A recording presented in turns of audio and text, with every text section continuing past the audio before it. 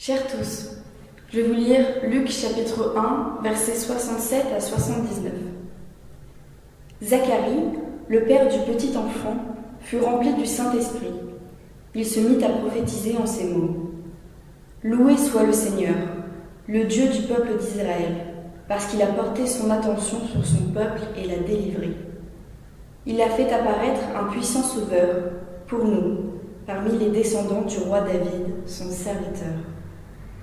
C'est ce qu'il avait annoncé depuis longtemps par ses saints prophètes. Il avait promis qu'il nous délivrerait de nos ennemis et du pouvoir de tous ceux qui nous haïssent, qu'il manifesterait sa bonté à nos ancêtres et se souviendrait de sa sainte alliance.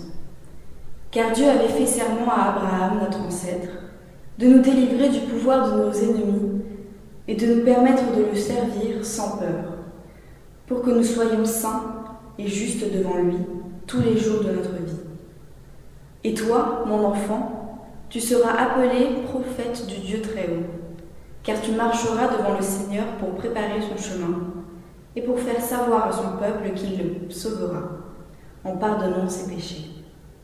Car notre Dieu est plein de tendresse et de bonté, il fera briller sur nous une lumière d'en haut, semblable à celle du soleil levant, pour éclairer ceux qui se trouvent dans la nuit et dans l'ombre de la mort, pour diriger nos pas sur le chemin de la paix.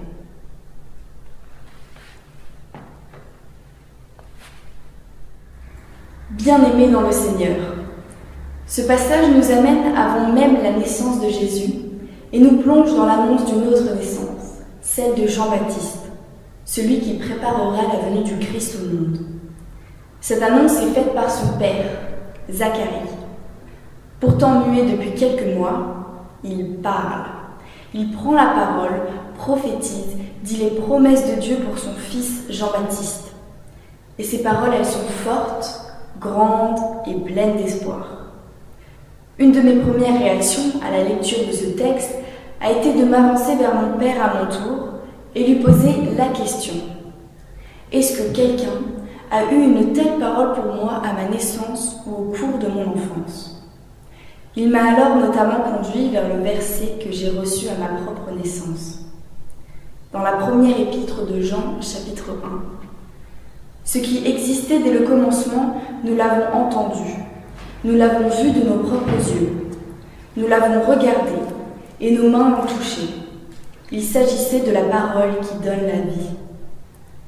Dès ma venue au monde, j'ai été accompagnée par une des promesses de Dieu. Alors peut-être pour vous comme pour moi, c'est une question à se poser ou un sujet de demande envers Dieu. Alors voilà, j'ai vécu déjà 17 ans sur Terre, rencontré au moins une bonne centaine de personnes, partagé avec elles, rêvé avec elles, construit des projets. Pourtant, je n'avais pas le sentiment que ma vie était parsemée de promesses. Et par promesse, j'entends une parole qui engage celui ou celle qui la prononce envers celui ou celle qui la reçoit et qui la tient jusqu'au bout. Où je n'ai pas vraiment ressenti la certitude que ces promesses allaient tenir. En plus, j'avais moi-même oublié la plus importante, celle que Dieu a donnée pour moi et celle que j'ai donnée pour Dieu. J'ai été comme amnésique des grandes promesses de vie et d'espoir. Parce que promettre, c'est quelque chose de vraiment fort. Regardez, mon père peut me faire la promesse d'être toujours là pour moi. Votre enfant peut vous promettre de se brosser les dents. Vous pouvez vous faire la promesse d'essayer d'aller mieux. Mais une promesse, c'est difficile à tenir. Mettre l'autre avant soi, mettre cette parole avant ses intérêts personnels, ça demande à donner de sa personne. Et beaucoup d'entre nous, moi comprise, j'en suis persuadée, ont déjà éprouvé des difficultés à tenir ces promesses. Mais le Seigneur, lui, il assure. Oui, le Seigneur tient ses promesses. Il nous place avant tout, veille sur nous, et même des siècles plus tard, il répond toujours présent. Il a tenu sa promesse à Sarah. Elle a enfanté d'un fils, même à son vieil âge. Il a tenu sa promesse au peuple d'Israël. Ils ont hérité de la terre promise.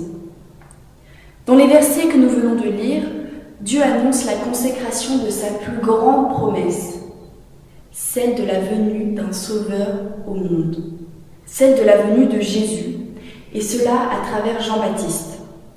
Il donne une parole et la porte jusqu'à sa consécration.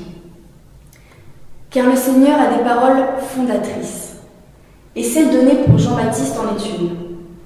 Une parole fondatrice pour le monde, pour son peuple et pour son prophète.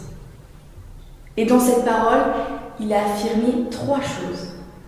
La venue d'un Sauveur, le fait que Dieu n'oublie pas et qu'il intervient. Et Zacharie invite son fils à précéder Jésus.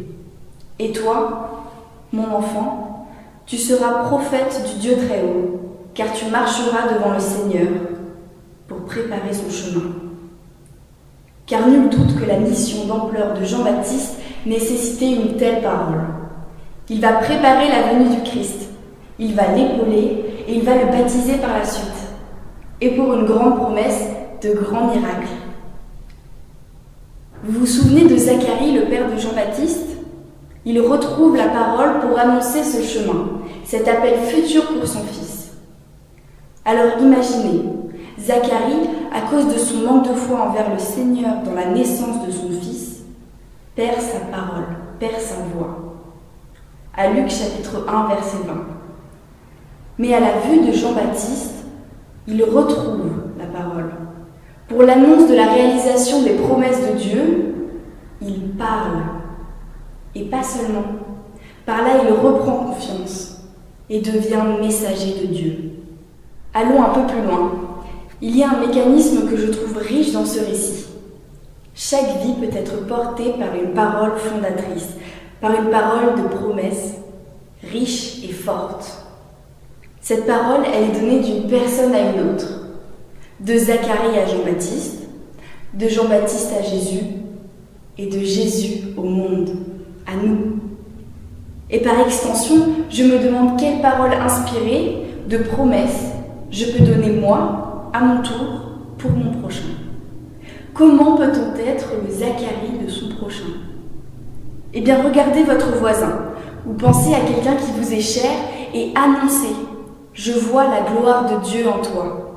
Annoncez, Dieu t'appelle à être lumière du monde, car nous avons trop souvent l'habitude d'oublier.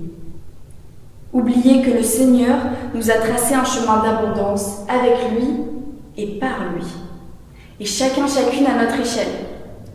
Certains peuvent faire partie d'une chorale, d'autres participer à la vie d'église, ou d'autres encore, tout simplement, croire. Voici comment le royaume de Dieu perdurera, et c'est comme cela qu'il perdure aujourd'hui. Oui, nous sommes le troupeau de Dieu, de Jésus, et il nous guide. Mais les moutons entre eux interagissent aussi. Alors soyez le Zacharie de votre prochain. Je vois dans ce verset un souffle nouveau, une promesse de vie et d'espoir, qui se fera grâce à l'entraide tissée au sein d'une communauté, au sein d'une famille, au sein d'une église. Alors pour ce temps de l'Avent, faisons-nous cette promesse. La promesse d'être moins pour une personne, le Zacharie, le porteur ou la porteuse d'une parole d'encouragement. Amen.